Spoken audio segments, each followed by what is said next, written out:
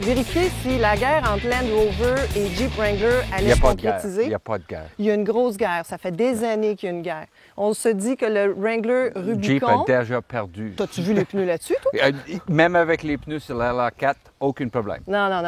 Lui, il a des pneus de ville. Ça va peut-être passer dans certains endroits, pas trop élevés. Et le Land Rover va faire l'épreuve que tu n'as pas besoin de vivre dans les années 40 pour passer dans le bois. Tu peux avoir une chambre de luxe, tu peux avoir ton champagne, une bonne stéréo, une bonne suspension, et tu peux quand même passer dans les bois. Moi, j'appelle ça du off-road pour les nuls. C'est ça que tu veux faire, c'est ça que tu vas faire. J'ai pas honte que j'aime mes luxes. D'accord. Mais si je peux passer en même temps, pourquoi est-ce que je ne serais pas confortable? D'accord. Mon Jeep Wrangler Rubicon, 48 000. Ton Land Rover, 60?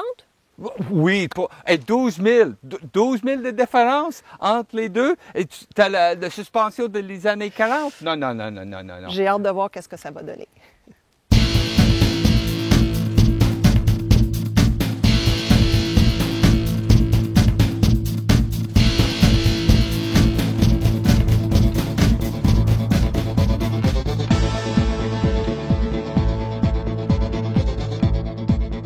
C'est un doigt d'honneur, ça.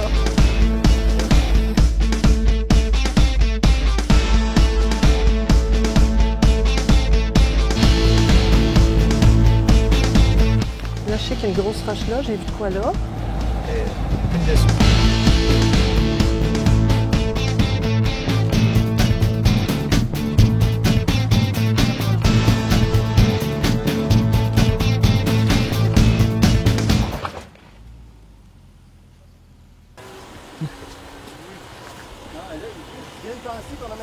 C'est le clearance.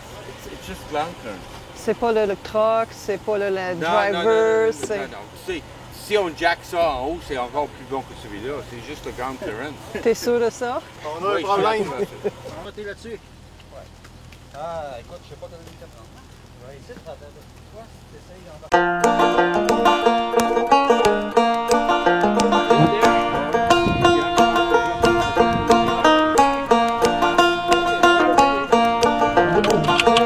Oh, l'air climatisé!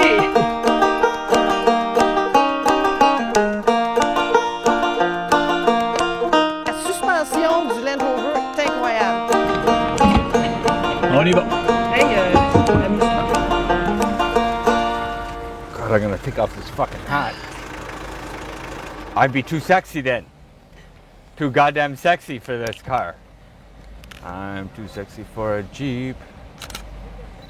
Bien, je vais vous dire en partant que moi, je suis impressionnée du Land Rover. Je ne m'attendais pas, même avec des pneus comme ça, que ça soit capable de faire le quart de ce qu'on a fait. La garde au sol n'est pas très élevée, c'est peut-être un handicap, mais franchement, ça s'est bien débrouillé pour quelque chose que je pensais qu'elle n'allait pas le faire.